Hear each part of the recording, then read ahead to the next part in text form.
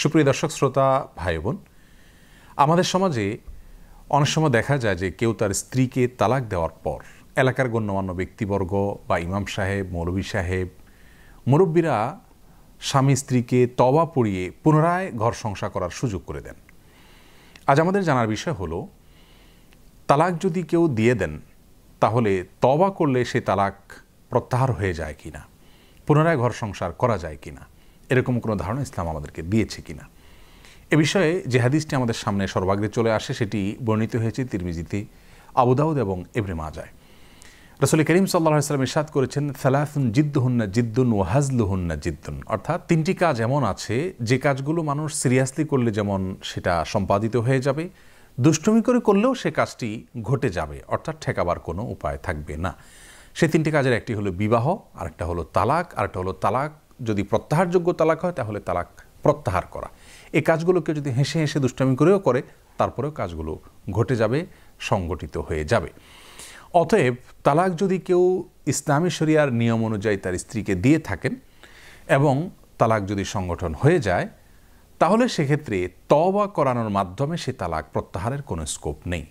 হ্যাঁ, প্রত্যাহারযোগ্য তালাক যদি তিনি দেন তাহলে সেক্ষেত্রে মুখে বা আচরণের মাধ্যমে তিনি প্রত্যাহার করে নিতেই পারেন, কিন্তু এখানে তওবার কোনো বিষয় নাই। তালাক একটি বৈধ বিষয়।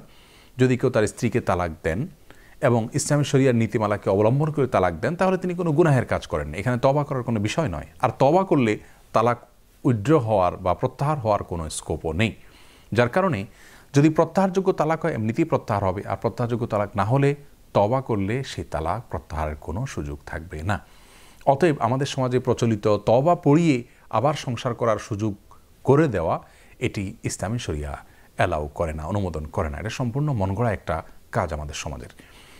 তবে কোনো স্ত্রী যদি তার স্বামীর কাছে তালাক চান তাহলে সেটা গুনাহের কথা। কারণে অকারণে তালাক যদি প্রার্থনা করেন, তিনি তালাক চান, দাবি করেন, ঝগড়া হলেই স্বামীকে বলেন তালাক দিয়ে দিতে, তাহলে সেটা গুনাহের কথা। রাসূল করিম সাল্লাল্লাহু আলাইহি ওয়াসাল্লাম এ ধরনের মেয়েদের ভর্ৎসনা করেছেন। তিনি সে কাজ থেকে তিনি তওবা করবেন। কোনো স্বামী যদি তার স্ত্রীকে কথায় কথায় তালাকের কথা বলেন, যখন তখন তালাকের কথা বলেন, অথবা তালাকের শপথ করেন, তাহলে সেটাও একটা নিন্দনীয় কাজ।